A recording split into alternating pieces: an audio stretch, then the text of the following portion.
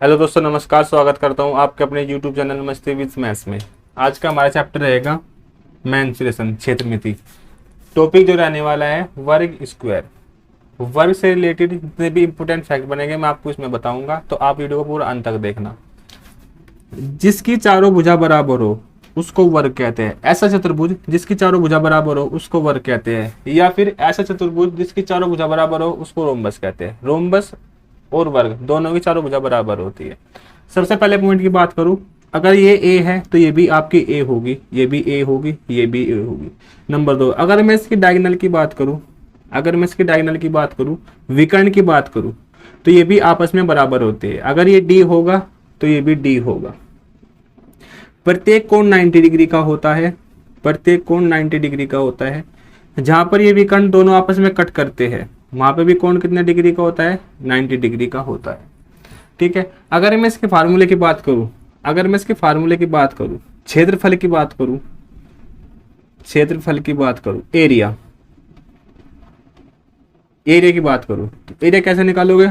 अगर ये ए है, यहां से लेके यहां तक अगर ये ए है, अगर इसकी लंबाई ए है तो इसकी चौड़ाई भी ए ही होगी। अगर मैं बात करूं इसके परिमाप की, पैरामीटर,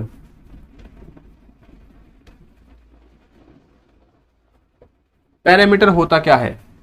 सभी बाउंड्री को आपस में जोड़ दो। ये जो आपको बाउंड्री दिख रही है इसको आप जोड़ दो, इसको हम परिमाप बोलते हैं। अगर भुजा ये ए है, ये भी ए है, ये भी ए है, तो ये भी ए है, तो परिमाप क्या होगा इसका? 4a।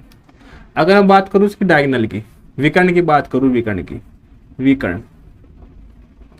अगर हम बात करूं विकर्ण की डायगोनल की बात करूं तो डायगोनल क्या होता है इसका? अब a√2 इसका डायगोनल होता है। डायगोनल ये होता है, ये इसका डायगोनल होता है। ठीक है। a√2 कहां से आए? पाइथागोरस प्रमेय से। अगर आपसे निकालना नहीं आता तो आप मेरे को कमेंट करके बताना, मैं उसके ऊपर ही वीडियो बना दूंगा। ठीक है। तो सबसे पहले मैं बात करूं एरिया की, तो एरिया क्या होता है? जितनी इसकी लंबाई होगी इतनी इसकी चौड़ाई होगी, तो ए स्क्वायर होता। परिमाप की बात करूं, पैरामीटर होता क्या है? सभी भुजाओं का योग। ये भी ए, ये भी ए, ये भी ए, ये भी ए, यही परिमाप होता है आपका। और विकर्ण क्या होता है? a√2।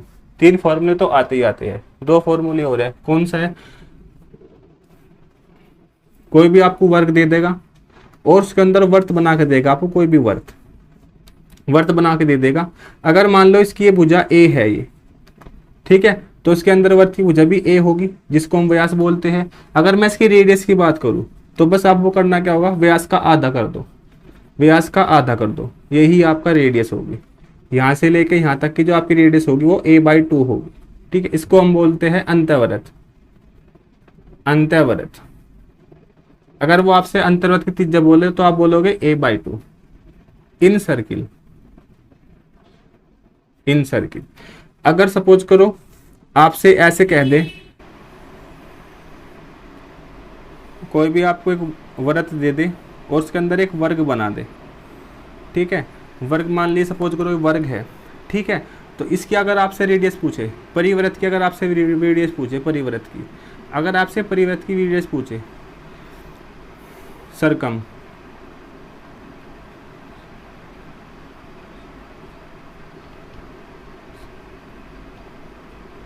सर्कम सर्किल की अगर वृत्त त्रिज्या पूछे आपसे, कैसे निकालोगे? मान लिया अगर भुजा ये ए है, ठीक है, और इसकी जो है डायगोनल क्या होगा?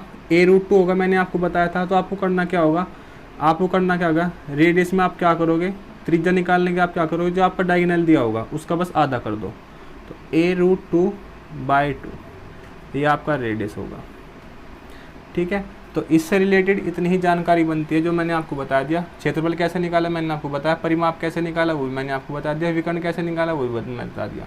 इसके बाद मैंने आपको बताया कि किसी वृत्त की अंतःवृत्त की त्रिज्या क्या होगी? a/2 होगी। किसी बाह्य वृत्त की त्रिज्या क्या होगी? a√2/2 होगी। ठीक है। अगर ये वीडियो आपको अच्छा लगता है, हेल्पफुल लगता है, तो आप इसे व्हाट्सएप ग्रुप या फेसबुक ग्रुप पर शेयर करा करो।